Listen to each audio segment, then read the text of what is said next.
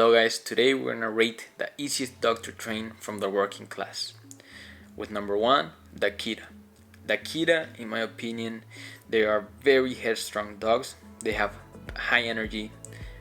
They do not love training, but they need a job. What I mean by that is that they need to be protecting something or pulling something. They just need something to do. They don't love basic obedience or obedience training, but if it was another thing, such as pulling something heavy, they would enjoy that job. So how easy is to train an Akita? Usually it's not that hard, but it's not that easy either. You need a lot of patience with them. They get bored very easily. So I would put the Akita in the B tier. So it's not as bad, but it could be better. Actually, I'm in the C. Number 2, the Alaskan Malamute. The Alaskan Malamute are very independent. They do have high energy, but not for obedience training. They are known for being sled dogs, so they love to pull. So when it comes to how easy it is to train them, again, you have to have a lot of patience. They get very bored very quick, so I would put them in the C with the Akitas as well. Now the Bernese Mountain Dog. The Bernese Mountain Dog, I would compare them with a Golden Retriever. Very easy to work with. They're very playful, and they just want to be around you. So I would put them in the A. Very easy to train. Now the South African Boorbell. These dogs do need a job. These dogs do enjoy working, but they can be stubborn sometimes, and they're very confident, but they can be stubborn from time to time. The ones that I work with are easy to train with, so I would put them in the B tier. Now the Italian Mastiff, or also known as the Cane Corso. These dogs are very eager to work. They need a job to be happy. They sometimes look like with some firm obedience they respond well to it, so I would put them in the B. And the reason I'm not putting them in the A is because since they're also very confident and independent dogs, so for novice owners I wouldn't suggest that this is a dog for you. But if you're an experienced owner, experienced trainer, this can be a very easy dog to work with. That's why the Bernese Mountain Dog is in the A. It's very easy to work with them. They just love to work. They have high drive. The Cane Corsos also have high drive, but sometimes they're too independent and they might test you to see how would you react in certain situations. Now number 6, the Doberman. The Doberman are very easy to work with. All the Dobermans I've worked with, they are very eager to please. They want to work. They want to train. So I would put them in the A.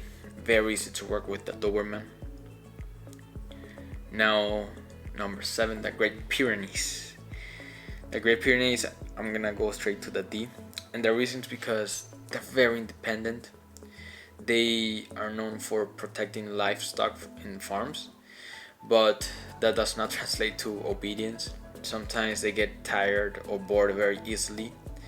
Usually if they want to hang out, they're gonna just lay on the floor, so it's not the best dog to train with. But if you give them a job such as protecting your livestock, they're gonna do it very well. They're very nice dogs to play with, but to train, not the best. Now the Mastiff. The Mastiff are very cuddle dogs. They can be couch potatoes.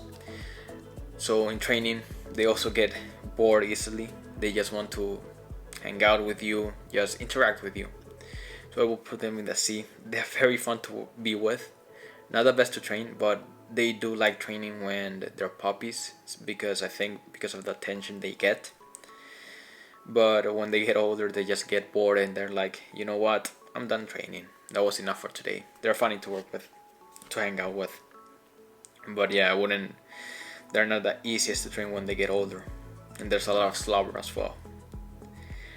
So number 9, the Rottweiler. So here I'm gonna be a little bit biased. So I've worked with a couple Rottweilers, and for me, they're the easiest to train. They have high drive. They do enjoy working. They can do obedience. They also need a job to be happy and for them to be fulfilled. But they do enjoy working. They just want to be with you. They're very loyal. And actually, one of the first dogs that I trained was a Rottweiler, so that's why I think I'm biased towards them. All of them that I work with, they're being great. They just have so much drive that is translated to obedience, to basic obedience training, just to obedience training. And yeah, they are great to work with. But again, if you're a novice owner or novice trainer, I wouldn't say you start with a Rottweiler, because sometimes they can be too much as well. As I said, high energy, high drive. But for me, it has been wonderful with Rottweilers. I really like them. Now the Samoyed. The Samoyed, they do like to train. They are very high drive. They're very vocal as well. So I'm gonna put them in the A section, in the A tier.